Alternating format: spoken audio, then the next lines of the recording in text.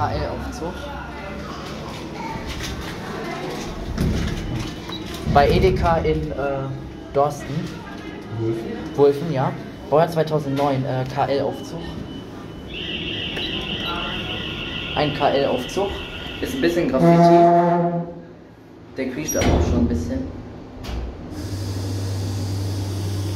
Hydraulisch. Bei Edeka in Dorsten. So sieht der Aufzug von innen auf. Der Aufzug ist für 1500 Kilogramm und das 20 Personen. Baujahr 2009.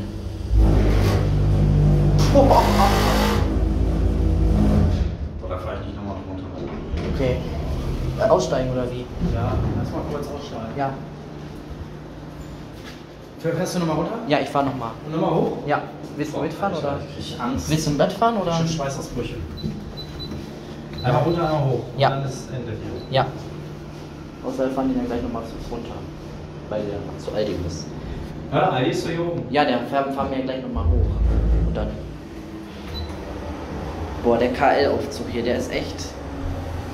Oh, der hat Spotsbeleuchtung. Der Aufzug ist okay.